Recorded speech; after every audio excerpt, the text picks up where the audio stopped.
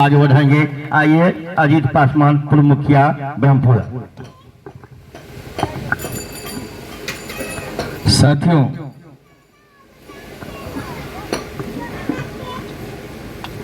आज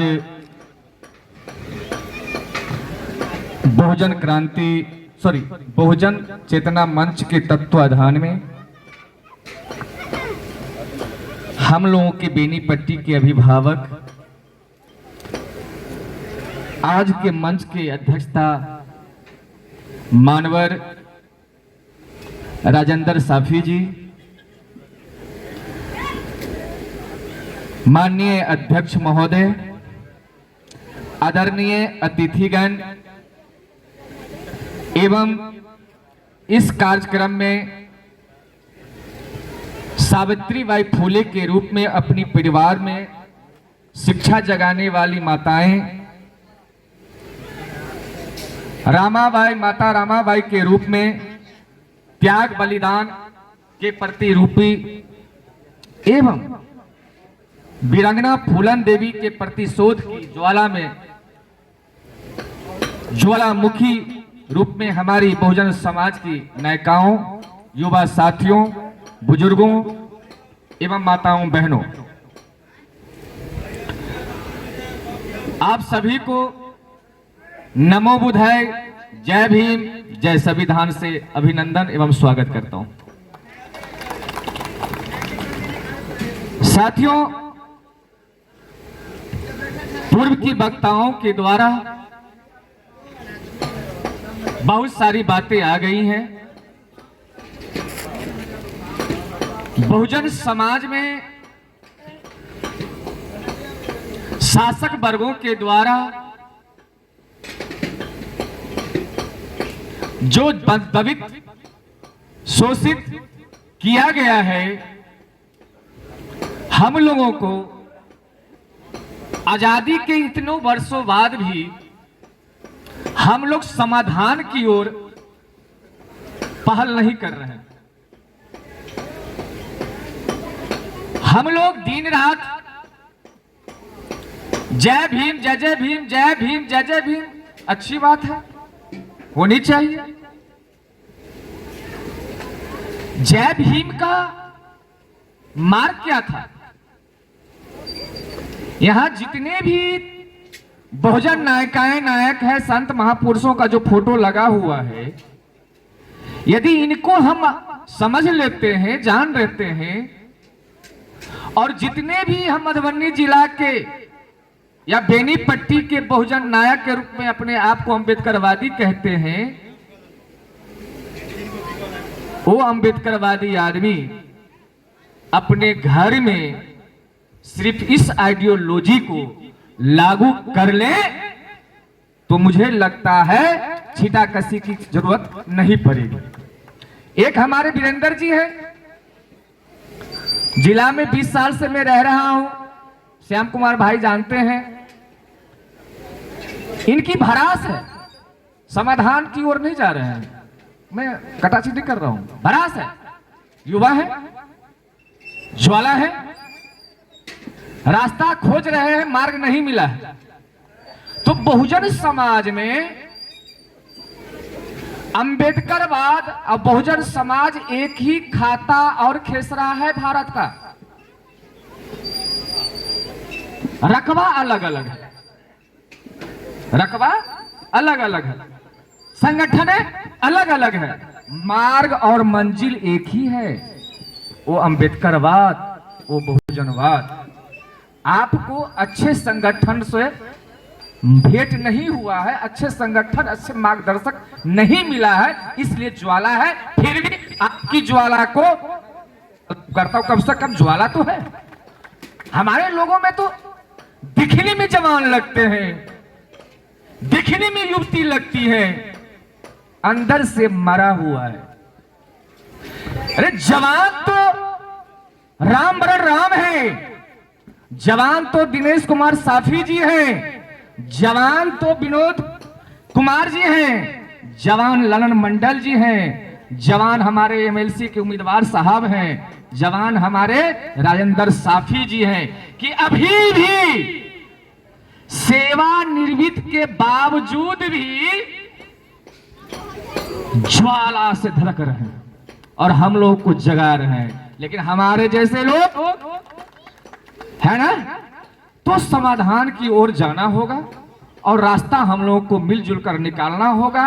ये दुसाद चमार साफी धोबी दुसाद मुसर कहने से कुछ समस्या का हल होने वाला नहीं है। हम लोगों ने जिला में बहुत देख लिया, जय भीम सब आदमी कह रहे हैं और आपको सोचना होगा हम बटे हुए लोग नहीं हैं, हम बांटे गए लोग हैं। और बांटे गए जो लोग हैं, तो अभी तक जो बांटे गए लोग हैं वो अपने दोस्त और दुश्मन को पहचान नहीं कर पाया है, इसलिए हम बिखरे हुए लोग हैं। साथियों, बहुत सारे वक्ता हैं, तो मैं आज हम यहां संत गाडगे बाबा की 150वीं जन्म जयंती के अवसर पर एकत्रित हैं। यह केवल एक जयंती नहीं बल्कि सामाजिक संस्था, वैज्ञानिक सोच और मानवतावादी संघर्ष को स्मरण करने का दिन है। संत गाडगे बाबा का व्यक्तित्व और कृतित्व और संदेश इन्होंने 3 दिया था। संत गाडगे बाबा महाराष्ट्र के ऐसे क्रांतिकारी संत थे जिन्होंने, माता बहन, जिन्होंने अपने जिंदगी में मंदिर, मठ और कर्मकांड कभी नहीं किया है। किसी में हिम्मत? गाडगे बाबा हमार समाज के बेटा है, धोबिये समाज बड़ा गर्व से कहे छी, लेकिन गाडगे बाबा जे केलकै तभी लाज लगैया धोबी के। गाडगे बाबा जे केलखिन से लाज लगैया। तो आइ संकल्पित हो, गाडगे बाबा के 150वीं जयंती तभी यही धोबी टोला में हम बुझे सफल भेलै जे गाडगे बाबा जे 3टा चीज अपनेलकै, मंदिर, मठ और कर्मकांड से बचू, शुरुआत तक करू, शुरुआत करू। और ये जो हमार बस्ती है वो साक्षर बस्ती है। अब ज्ञानी बाबू हेथी नहीं था, कहीं दुख नहीं लग जाए। साक्षर एहि दुआरे कहे छियै कि अखन तो बड़का बड़का चंदन तिलक पूरा करे छै। शिक्षित रहते तो नहीं करते, तब गाडगे बाबा के बेटा होते, ते हम साक्षर कहते। बल्कि उन्होंने मंदिर, मस्जिद और कर्मकांड नहीं किया, तो उन्होंने अपने जिंदगी में क्या किया? सवाल उठता है, तो क्या किया? तो उन्होंने सड़क, नाली, गांव और समाज की सफाई से ईश्वर को खोजा। कहां खोजा? ईश्वर को। कौन ईश्वर को? पत्थर की मूर्ति के नहीं, जन जन में जे घटक ईश्वर को उन्होंने खोजा और कहा यही तो मेरा ईश्वर है, इनको जगा दूंगा तो हमारा बहुजन समाज का लोग जग जाएगा। और बहुजन समाज का लोग जो जग जाएगा तो पाखंडवाद, अंधविश्वास, छुआछूत, गैर बराबरी, ऊंच नीच से ऊपर उठ जाएगा। तब समतामूलक समाज की बात होती। उनका व्यक्तित्व देखिए, वो ताउम्र फटे कपड़े, देख रहे देखिए लथरा चुथरा, ताउम्र फटे कपड़े, हाथ में झाड़ू, सिर पर टोकरी, लेकिन विचार इतने ऊंचे कि जाति, अंधविश्वास और पाखंड को चुनौती देते। वे हमेशा कहा करते थे ईश्वर मंदिर में नहीं है, भूखे, बीमार और गंदगी से पीड़ित इंसान में है, उनको सेवा करो। मैं प्रायः गोपाल जी को भी पता है, ललिता जी भी झांसी की रानी बनने की ओर है ना, झलकारी बाई। झांसी की रानी तो फिर ब्राह्मणी बात हो जाएगी, झलकारी बाई। जिंदगी में स्वच्छता का अभियान नहीं चलाया। इतिहास आप पढ़ लेना, गांधी जी ने कभी भी लाइफ में स्वच्छता का अभियान नहीं चलाया। गुजरात में जो साबरमती आश्रम है, तो उनके आश्रम में इस देश के उस जमाने के धन्ना सेठ जेपी साहब की पत्नी लोग रहती थी, वही साफ सफाई करती थी।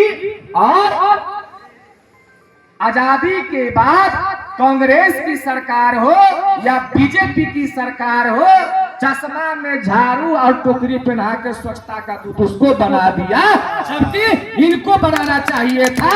ये